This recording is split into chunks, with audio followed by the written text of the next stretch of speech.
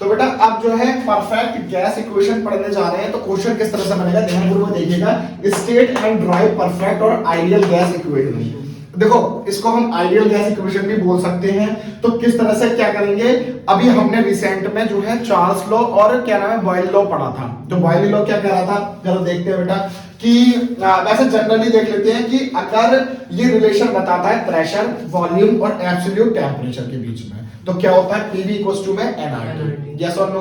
तो एन यहाँ पर डिनोट कर रहा है बेटा नंबर ऑफ मोल्स, ठीक है, और यहाँ पर आर है हमारा यूनिवर्सल गैस कांस्टेंट, जिसकी वैल्यू क्या रहती है बेटा फिक्स्ड रहेगी, ठीक है। Now according to Boyle's law क्या कहता है, V is inversely proportional to pressure. Yes और नो, पहले इक्वेशन डाल दी, अभी हमने इसे डिटेल में भी पढ़ा था, ठीक है।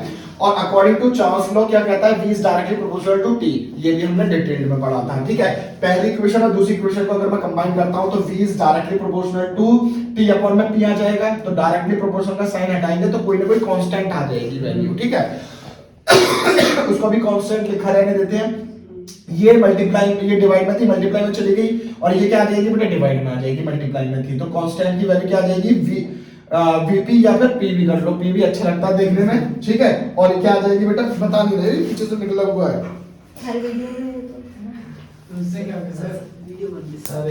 तो ये क्या हो जाएगा, पीवी अपॉन में टी हो जाएगा, ठीक है।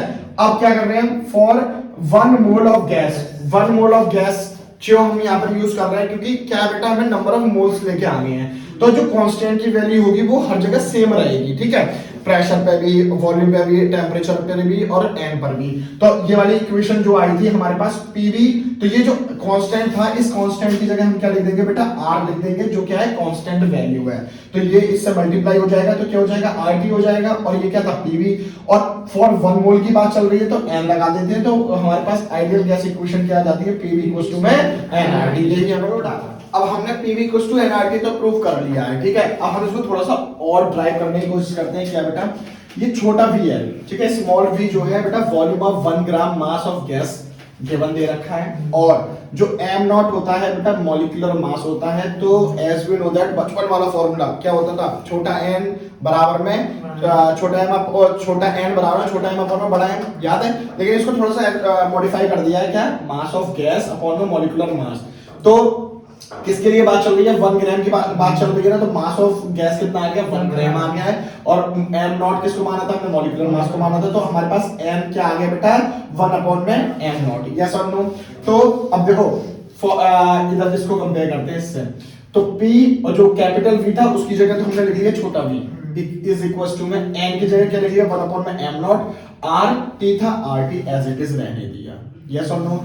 r बन जा r की मल्टीप्लाई करेंगे इसमें, तो ये हो जाएगा r अपॉन में m नॉट, और इधर t चल रहा है, तो r अपॉन में m नॉट को हमने अलग कांस्टेंट माना हुआ है r, छोटा r। लेकिन होता ये भी क्या नाम है गैस कांस्टेंट है, लेकिन अंतर क्या हो जाएगा, ये 1 ग्राम के लिए होता है। ध्यानपूर्वक देखिएगा बेटा। नाउ अब बात करते हैं बेटा, ये चीज आ गई, इसको भी लिखे रहने देते हैं, क्या पीवी इक्वल्स टू में आरटी, ठीक है। अब केवी बराबर में होता है आर अपॉन में एन ए, ठीक है। तो इसी को केवी को बोलते हैं बोल्ट्जमैन कांस्टेंट। अब बोल्ट्जमैन कांस्टेंट को अगर तुम एक्सप्लेन करने की कोशिश करोगे तो तुम कहोगे कि it is a gas constant पर मॉलिक्यूल, क्या it is a gas constant पर मॉलिक्यूल, ठीक है, मॉलिक्यूल बेटा।